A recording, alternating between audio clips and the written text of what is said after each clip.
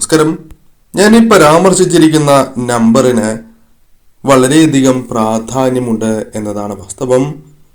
1111 എന്ന ആ നമ്പറിന് രാത്രി 11:11 എന്ന സമയത്തിന് വളരെയധികം പ്രാധാന്യമുണ്ട് എന്ന് തന്നെ പരാമർശിക്കാം. ഈ സമയത്തിൻ്റെ പ്രത്യേകതയായി പരാമർശിക്കുവാൻ സാധിക്കുന്നത് ഈശ്വരനുമായുള്ള ബന്ധം കൂടുതൽ നിങ്ങൾക്ക് അനുകൂലമായി തീരുന്ന ഒരു സമയമാണ് എന്ന് തന്നെയാകുന്നു. അതിനാൽ ജീവിതത്തിൽ വലിയ മാറ്റങ്ങൾ തന്നെ കൊണ്ടുവരുവാൻ ഏതൊരു വ്യക്തിക്കും സാധിക്കും.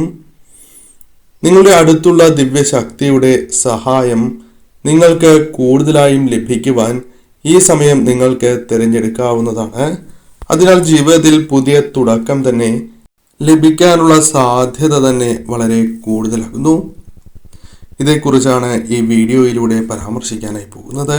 ഈ സമയം നിങ്ങൾ ചെയ്യേണ്ടതായ പ്രധാനപ്പെട്ടതായ ഒരു കാര്യത്തെക്കുറിച്ച് മനസ്സിലാക്കാം. അതിനു മുന്നോടിയായി ഏവരും ഒരു നിമിഷം സാക്ഷാൽ മഹാലക്ഷ്മി ദേവിയെ വന്ദിക്കുക. ഓം മഹാലക്ഷ്മിയെ നമ എന്ന കമന്റ് ബോക്സിൽ രേഖപ്പെടുത്തുവാൻ ഏവരും ശ്രമിക്കുക. ഈ ഒരു കാര്യം ചെയ്യുമ്പോൾ ശ്രദ്ധിക്കേണ്ടതായ പ്രധാനപ്പെട്ട കാര്യം, പൂർണ്ണമായ വിശ്വാസത്തോടെ മാത്രമേ ഈ കാര്യം ചെയ്യുവാൻ പാടൂ എന്നുള്ളതാണ്. എന്നാൽ മാത്രമാണ് നിങ്ങൾ ആഗ്രഹിക്കുന്ന ഫലങ്ങൾ ജീവിതത്തിൽ അനുഭവവേദ്യമാകൂ. ഇതിനായി ആവശ്യമായിട്ടുള്ളത് വെള്ള കടലാസാണ്. ആദ്യം ആവശ്യമായ വസ്തുക്കൾ പരാമർശിക്കാം. പിന്നീട് ആവശ്യമായിട്ടുള്ളത് ഒരു കറുത്ത മഷിയുള്ള പേനയാണ്. ഈ രണ്ട് കാര്യങ്ങൾ നിങ്ങൾ എടുക്കുക. ശേഷം ആരാണോ നിങ്ങളുടെ ഇഷ്ടദേവത, ഏത് ദേവതയെയാണോ നിങ്ങൾ ഇഷ്ടദേവതയായി ആരാധിക്കുന്നത് എങ്കിൽ ആ ദേവതയുടെ നാമം വെള്ളക്കടലാസിൽ കറുത്ത മഷി കൊണ്ട് നിങ്ങൾ രേഖപ്പെടുത്തുക. ശേഷം എന്താണ് നിങ്ങളുടെ ആവശ്യം, ഉദാഹരണത്തിന് ജോലിയാണ് എങ്കിൽ അല്ലെങ്കിൽ വിവാഹമാണ് എങ്കിൽ നിങ്ങൾ ഇപ്രകാരം എഴുതുക. നടന്നു എന്ന രീതിയിലാണ് എഴുതേണ്ടത്. അതിനാൽ ആഗ്രഹിച്ച ജോലി ലഭിച്ചു, വിവാഹം നടന്നു എന്നിങ്ങനെ നിങ്ങൾക്ക് എഴുതാം. ഒരേ സമയം ഒരു ആഗ്രഹം മാത്രമേ എഴുതാൻ പാടൂ എന്ന കാര്യവും നിങ്ങൾ ചെയ്യേണ്ടതായിട്ടുണ്ട്. ഒരു ആഗ്രഹം മാത്രമേ നിങ്ങൾ എഴുതുവാൻ പാടൂ. പല ആഗ്രഹങ്ങൾ ഒരേ സമയം നിങ്ങൾ എഴുതുവാൻ പാടുള്ളതല്ല. ഇപ്രകാരം എഴുതിയാൽ തീർച്ചയായും നിങ്ങൾക്ക് പ്രതീക്ഷിക്കുന്നതായ ഫലം ലഭിക്കുന്നതല്ല. ചിലർ തമാശയ്ക്ക് അല്ലെങ്കിൽ കളിയായി ഈ കാര്യം ചെയ്യുന്നവരാകാം. അല്ലെങ്കിൽ അത്രമേൽ പ്രാധാന്യം നൽകാതെ വിശ്വാസമില്ലാതെ ചെയ്യുന്നവരുണ്ടാകാം. ലഭിച്ചാൽ ലഭിച്ചു എന്ന രീതിയിൽ എഴുതുന്നവരുണ്ടാകാം. അത്തരത്തിൽ എഴുതുകയാണ് എങ്കിൽ നിങ്ങൾ വിചാരിക്കുന്നതായ ഫലം ലഭിക്കണം എന്നില്ല. അതിനാൽ പൂർണ്ണമായ വിശ്വാസത്തോടെ മാത്രമേ ഈ കാര്യം നിങ്ങൾ എഴുതുവാൻ പാടൂ. എന്നാൽ മാത്രമാണ് നിങ്ങൾ ആഗ്രഹിക്കുന്നതായ ഫലം നിങ്ങൾക്ക് ലഭിക്കൂ. എപ്രകാരം എഴുതണം എന്ന കാര്യവും പ്രാധാന്യം അർഹിക്കുന്നു. ഒരു വരിയിൽ ഒരു തവണ എഴുതുവാൻ ശ്രമിക്കുക. ഇപ്രകാരം 11 തവണയാണ് നിങ്ങൾ എഴുതേണ്ടത്. ഒരിക്കലും ആ വാക്കുകൾ കൂട്ടി എഴുതുവാൻ പാടുള്ളതല്ല. കുറഞ്ഞ വാക്കുകളിൽ ഒരു വരിയിൽ തന്നെ എഴുതുവാൻ പ്രത്യേകം ശ്രദ്ധിക്കണം.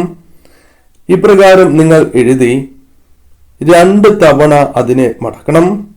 ആ പേപ്പർ 2 തവണ മടക്കിയതിന് ശേഷം നെഞ്ചോട് ചേർത്ത് വീണ്ടും ഇഷ്ടദേവതയുടെ നാമം, അത് ഏത് ദേവതയാണ് എങ്കിലും ആ നാമം പറയുക. ഈ സമയം നിങ്ങൾ നന്ദി പറയുക എന്ന കാര്യമാണ് ചെയ്യേണ്ടത്. ഈ ആഗ്രഹം നടന്നു എന്നും ഈ ആഗ്രഹം നടത്തി തന്നതിന് അല്ലെങ്കിൽ ആ ആവശ്യം നടത്തി തന്നതിന് നന്ദി പറയുന്നു എന്ന് ഈ സമയം പറയുക. കാര്യം നടന്നതായി സങ്കല്പിച്ച് 11 മിനിറ്റ് നിങ്ങൾ ഇപ്രകാരം ഇരിക്കണം.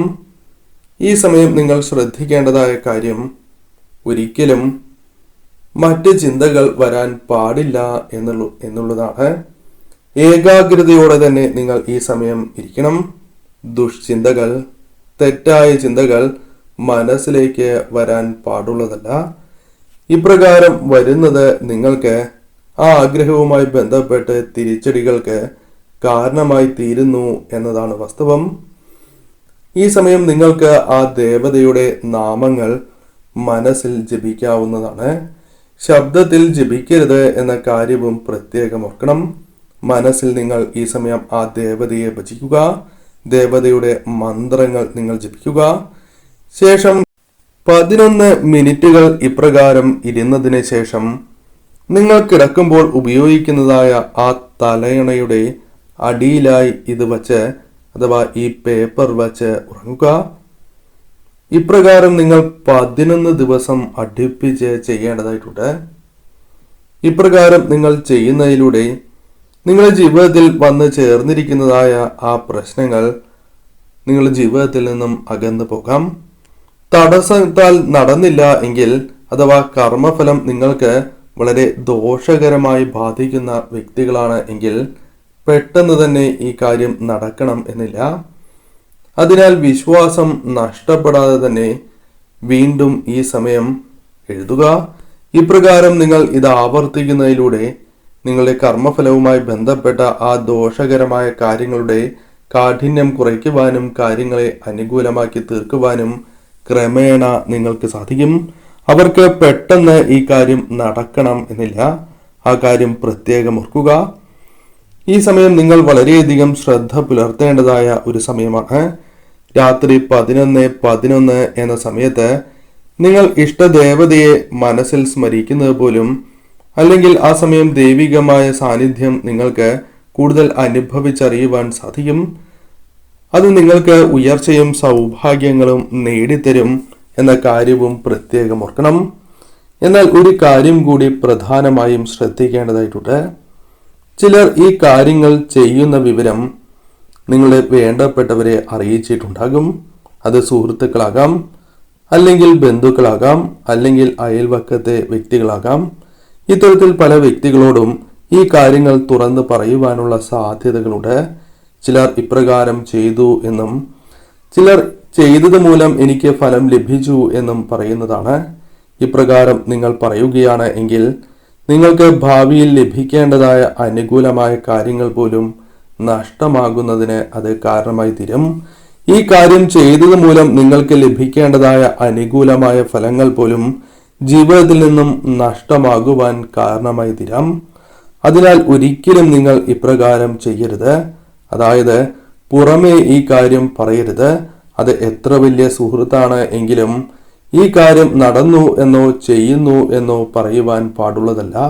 ഫലത്തിന്റെ അനുകൂലമായ ആ ഫലങ്ങൾ ലഭിക്കാനുള്ള സാധ്യത കുറയും. ഈ ഒരു കാര്യവും പ്രത്യേകം ഓർക്കുക. ഈ 11 ദിവസവും നിങ്ങൾ ഈ ദേവതയുടെ ക്ഷേത്രത്തിൽ ദർശനം നടത്തുന്നതും ഏറ്റവും ശുഭകരമാണ്. ഈ ദിവസങ്ങളിൽ തീർച്ചയായും ദർശനം നടത്തുന്നത് കാര്യങ്ങൾ കൂടുതൽ അനുകൂലമാക്കി തീർക്കുവാൻ നിങ്ങൾക്ക് സഹായകരമായി തീരുകയും ചെയ്യും.